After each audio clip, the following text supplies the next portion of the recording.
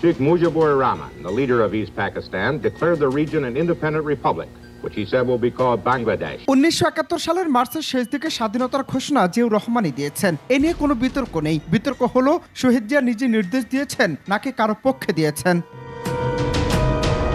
এখন বিষয় হচ্ছে, আপনি যদি জিয়ার সৈনিক হন তাহলে আপনি বলবেন স্বাধীনতার ঘোষণা জিয়াউর রহমান দিয়েছেন, আর যদি আপনি মুজিব সেনা হয়ে থাকেন তাহলে নিশ্চয়ই বলবেন স্বাধীনতার ঘোষণা জিয়াউর রহমান দিয়েছেন ঠিকই, কিন্তু সেটা শেখ মুজিবুর রহমানের পক্ষে দিয়েছেন। আসলে দুই পক্ষের বক্তব্যই সত্য। ঘোষণা জিয়াউর রহমানই দিয়েছেন। শেখ মুজিব যদি স্বাধীনতার ঘোষণা দিয়ে থাকতেন সেটা এতদিন ধরে অজানা থাকতো না। 7ই মার্চে তখন কিন্তু দেশের যে অবস্থা ছিল, আমি কিন্তু শিশু ছিলাম না, কারণ 71 সালের 7ই মার্চে আমার বয়স 17 বছর ছিল। তো সুতরাং সেই সময় যখন এটা হলো, তখন দেখা গেল প্রত্যেকটা মানুষ দেশের শেখ মুজিবের কাছ থেকে স্বাধীনতার ঘোষণার জন্য অপেক্ষা করছিল, যে আজকে উনি স্বাধীনতার ঘোষণা দেবেন।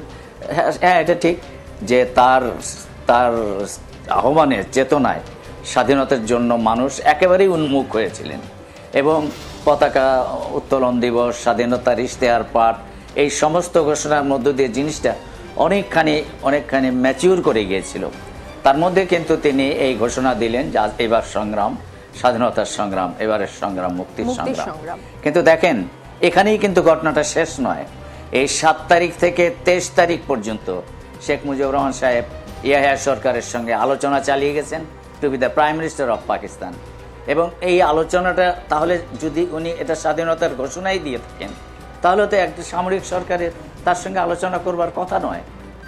অর্থাৎ এটা হলো পাকিস্তানিদের প্রতি একটা থ্রেট, যে যদি তোমরা আমাদের দাবি না মেনে নাও তাহলে স্বাধীনতার সংগ্রাম শুরু হয়ে যাবে।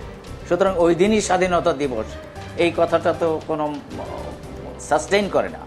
তো সুতরাং আমরা যেন হিসেব করে বলি যে কেন 23 তারিখ পর্যন্ত সামরিক সরকারি আলোচনা করে গেল, এবং 25 তারিখে যখন তাজউদ্দিন সাহেব দেখা করতে গেলেন, তখন শেখ মুজিবুর রহমান বললেন যে ঠিক আছে, আমার ব্যবস্থা আমি করব,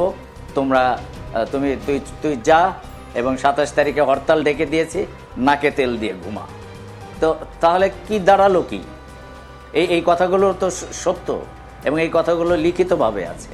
চট্টগ্রামের কালুরঘাট বেতার কেন্দ্র থেকে শহীদ জিয়া স্বাধীনতার ঘোষণা দিয়েছেন দুইবার। প্রথমবার দিয়েছেন 26শে মার্চ, সেখানে অন্য কারো নাম উল্লেখ করা হয়নি। দ্বিতীয়বার জিয়া যখন স্বাধীনতার ঘোষণা দিতে শুরু করেন তখন রাত পেরিয়ে সকাল হয়ে গেছে, মানে 27 তারিখ হয়ে গেছে। নতুন ঘোষণা দিয়ে তিনি অতিরিক্ত যোগ করেন on behalf of your great leader Sheikh Mujibur Rahman. আলোচিত আমার ফাঁসি চাই বইতেও জিয়ার স্বাধীনতার ঘোষণা উল্লেখ আছে।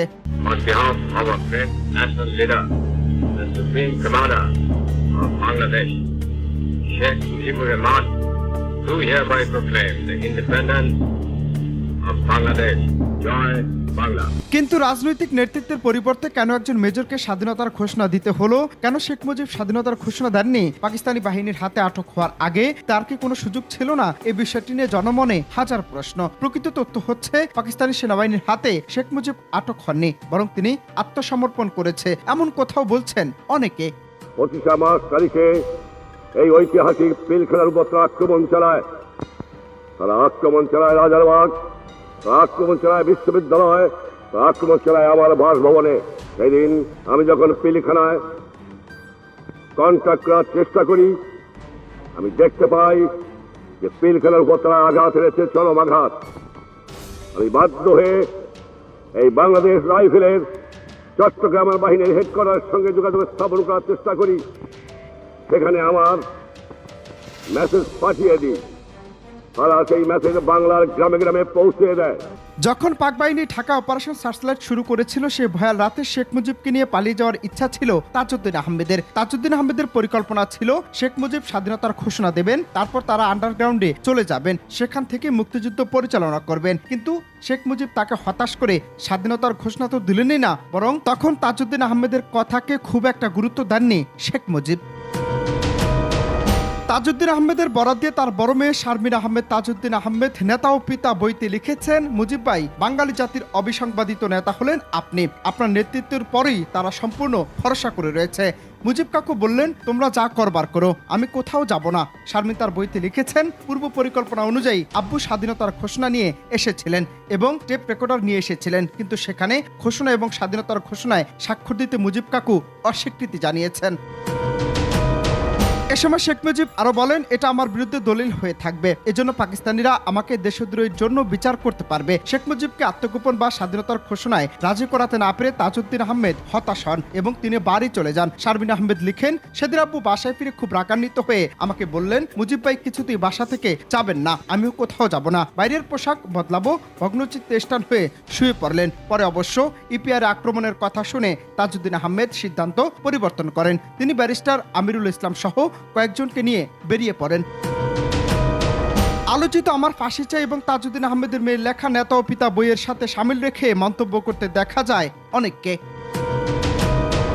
তবে মুক্তিযুদ্ধের সময় আওয়ামী লীগ অর্থাৎ শেখ মুজিব স্বাধীনতা ঘোষণা করার সাহস পায়নি। স্বাধীনতা ঘোষণা করেছে জিয়াউর রহমান, যুদ্ধ করেছে এদেশের মানুষ, আর তারা সীমান্ত পাড়ি দিয়ে আরামায়েশ করছে। সেই দল এখন মুক্তিযুদ্ধের দল হয়েছে। যুদ্ধ না করলে যোদ্ধা হয় কি করে? প্রশ্ন রেখে বেগম জিয়া বলেন, মুক্তিযুদ্ধ দল বিএনপি, জিয়াউর রহমান স্বয়ং যুদ্ধ করেছেন।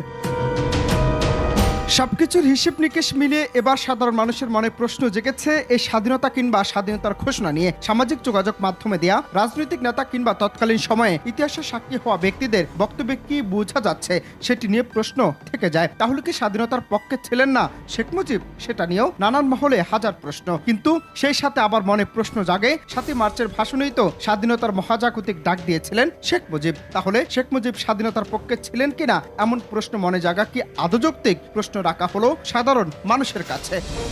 অনন্ত হাসান মাসুদ, বাংলা টিভি।